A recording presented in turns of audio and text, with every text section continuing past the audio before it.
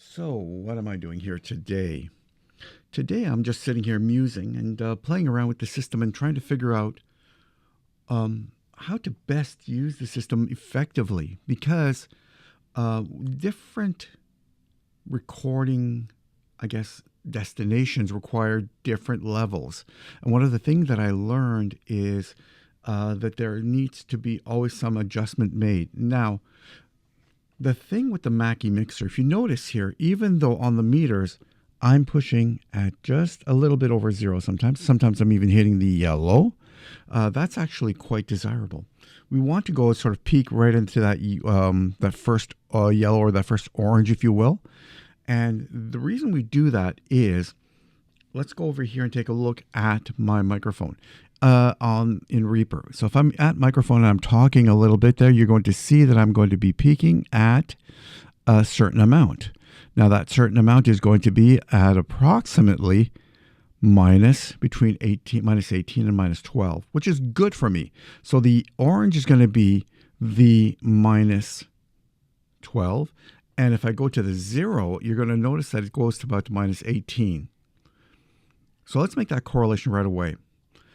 On the Mackie mixer, if I am hitting 0 right here, the Reaper is seeing minus 18.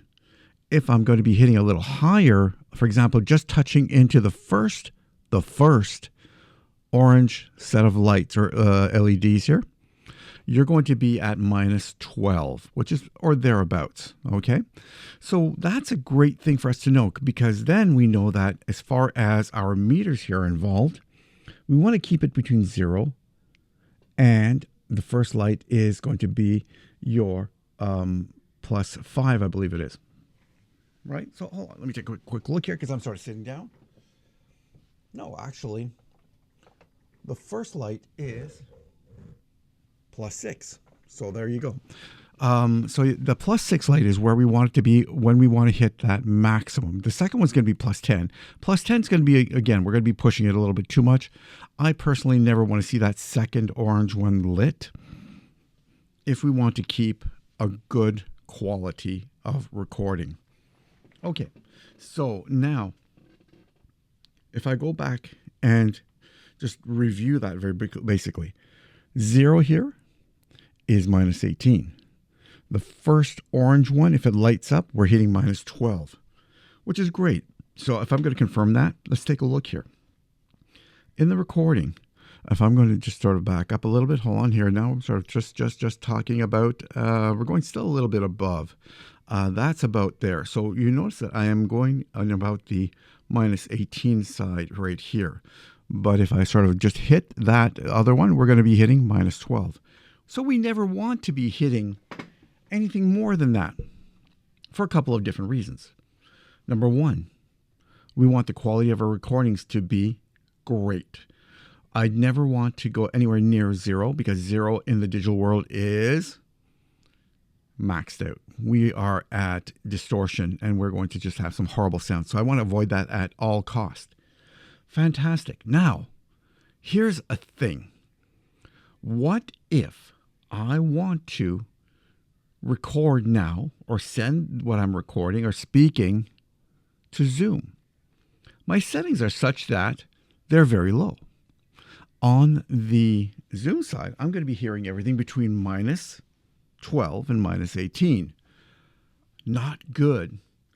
This is where I have Voice Meter Banana.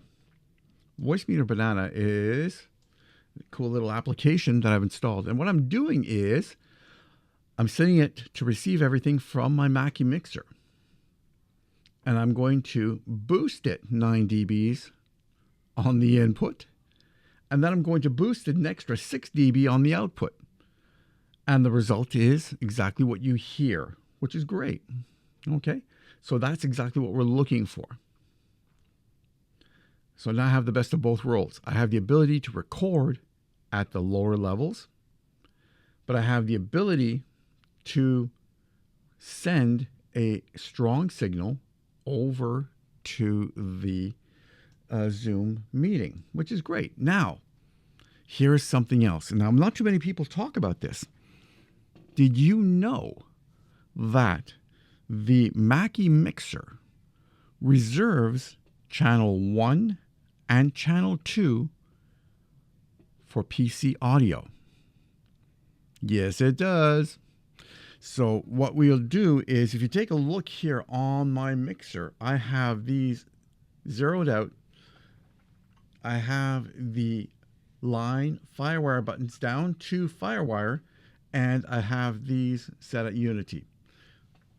My gain knobs are turned off. But here's the fun part. I can actually record system audio through the setup. How can I prove that? I can prove that by, let's go to YouTube, and we're going to actually go to this little website, which is very cool. They do a left-right stereo sound test. The little shout out that I would like to do is to this channel called Master Study. They make some awesome tests. So definitely go visit them. They're a good place to check your stuff out. They like, what I noticed, they set their levels properly too. So what we're going to do is, if I play this, let's hear what I hear. Warning, this video contains flashes and moving images.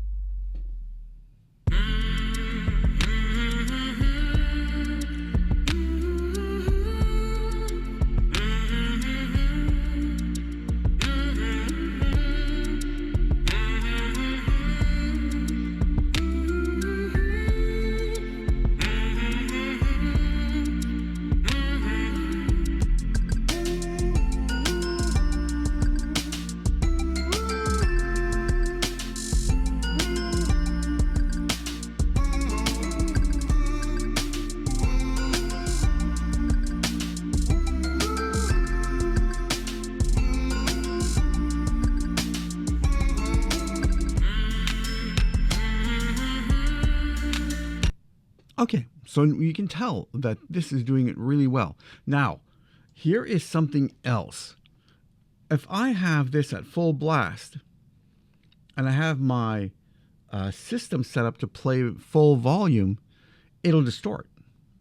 So how do I ultimately set the maximum volume of everything that I see in YouTube? Well, here's a third place that we need to go and start futzing with things. In a Windows 11, you're going to go to System Sound Properties. You're going to select your output device, and you're going to raise or lower it. For me, I found that I'm very, very close at 70. I could probably go to 71, but this is what I kind of left it at, and it's kind of good for me. So it works best for me when I have that setting. And then when I have a channel that sort of overboosts, I can always turn it down here a little bit. But if I leave it at max, I'm recording at the proper sound levels over here. Okay, my output levels are properly set. More importantly here, that's the Nero mic that we're talking about. And I'm sort of, if I'm peaking right, we're good. My output from my system audio, meaning YouTube, as a quick example, is captured by channels 1 and 2. Now, if I take a look here, check it out. I'm going to go to the mixer side, channel 1, channel 2. Okay, I would like you to take a look at these meters when I'm playing that video again one more time. Okay, here we go.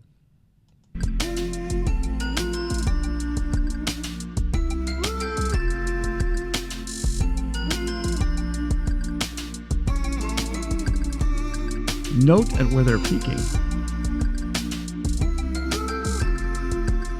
Note where they're peaking, okay? They're peaking at the first orange light for me, or the first yellow light, if you will, okay?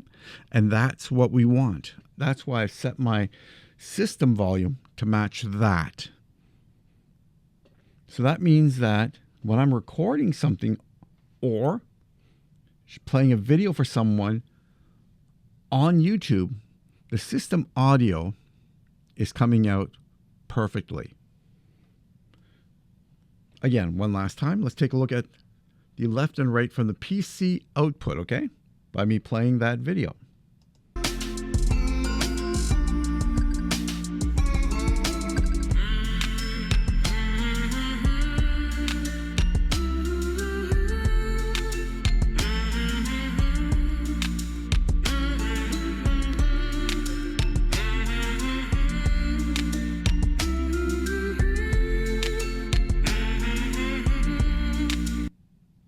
Okay, so that is another little thing that I learned, which is very, very cool.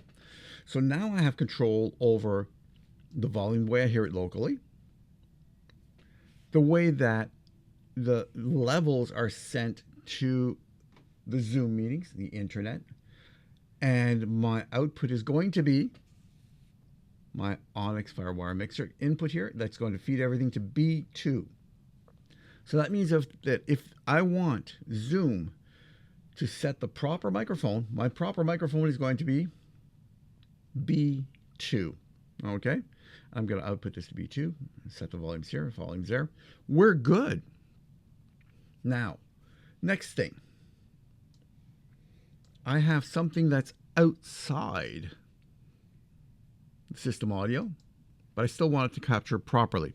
Let's say I have my BK7M arranger. Okay, that is kind of a nice thing to have because I sort of use it as a backing track and makes that for me. What did I do here? Well, I set it to channels 9 and 10. I fully panned hard left, hard right. I should not be touching. Whoops, there we go. I'm going to start mixing with the camera. I should not be messing with the EQ. It's turned off anyway, so it doesn't really matter. My gain levels here, they play a big part. Okay? What do I want to set the gain levels here at? Again, the same thing. I want my system here to be peaking at around minus 18. Because I know that for maximum quality, and when I'm using my plugins, they all sort of use minus 18 as a reference point for best results. So if I turn on my BK7M and play a little something from it, I'm going to be paying attention to here. But let's watch something. Let's do something properly. Okay, I'm going to solo these two channels.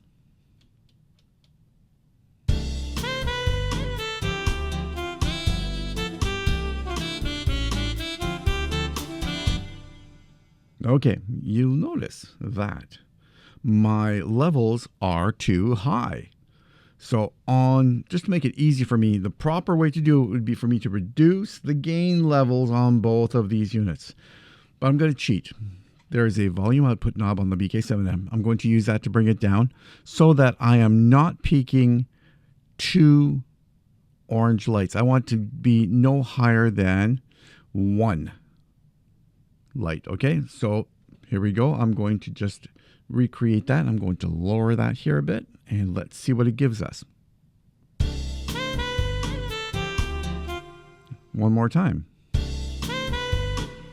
That sounds good.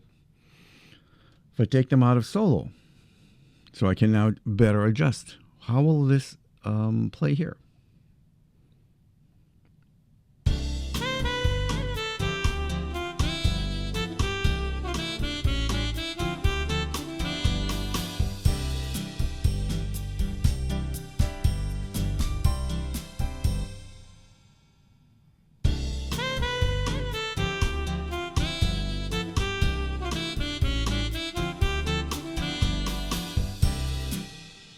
Okay, so what am I seeing? I'm seeing that when I play it here, it's between minus 18 and minus 12. Pretty cool. It's closer to minus 18. However, on the part that records, the Mackie mixer's built in an additional safety net. Okay, so if I'm pushing things on these two channels here, I'm still going to be about minus 18 here. So let's just first watch the intro, which is the loudest part here, and see how high they peak here. So minus 15, minus 14. And here you notice they're peaking minus 13, minus 14, somewhere in there. So there's a built-in additional safety factor that the mixer gives us. The reason for that is because once I start adding more and more channels, this becomes cumulative and I can easily push to high, which means I'm going to have to watch my maximum output levels and lower them if necessary. Okay. Where am I going to lower them? I'm going to be lowering them on the fader levels overall. Okay. So if I want to do that here, in the final mix, I'm going to be playing with all of these and bring them down so that I don't exceed my preset level. If I start going near 0, you know that I've got everything jacked up too high. Okay. That is a prime rule for me. So I'm going to leave everything. If I can get my final mix in the -12 area, even if it's in the -5 area, that's okay, as long as I'm not anywhere near 0. But isn't it always going to be quieter? Well, yes. The mix before mixing down to its final output is always going to be a little bit lower because it's easier to normalize a final file than it is to normalize a complete section like this. So a general rule, the way that I like to play is you set everything up here. You get your final mix done, blended. You have everything in the proper setup that you wanted. And then in Reaper, when I output or when I do my final render, so if I come here and I'm going to render,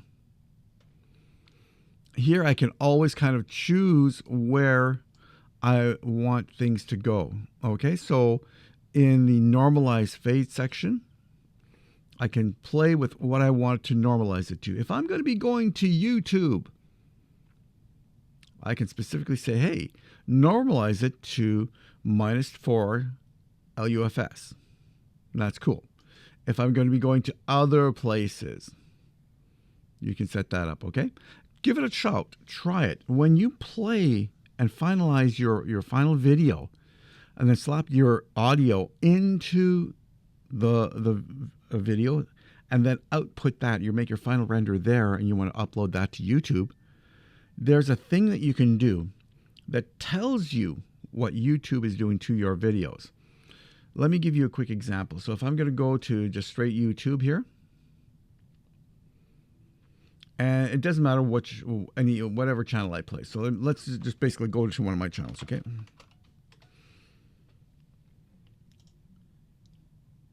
And I want to go to this channel here. And I'm going to not play anything there, but I want to select the stats for nerds. Here it's telling me exactly what it's doing to my setup here. So with my volume normalized, I'm at 100%. So it's actually just reducing it by 3 dB. So it's kind of playing with it here a little bit. So if I saw that in my final output, I would have reduced it by 3 dB so that it would have said, hey, hold on, everything is cool. You're doing well. And I want to get this as close to 0 as possible. That means that YouTube is not futzing with my audio. All right, and that's a great example because there's other videos that I have that are much quieter. So, for example, I'm not going to play this one. I'm going to just stop that here. But you'll notice that it's much quieter. I can set everything up here properly so that I just drop it into the file, into the video editor in DaVinci, and have my audio straight from Reaper. This is kind of my choice because I kind of like it. There's more control here. Obviously, it's my editor program of choice. And that's kind of my musings and thoughts for the day. All right, guys, that's it for now. I hope this makes sense to you, and we'll see how this all works out. Have a great day. Ciao for now.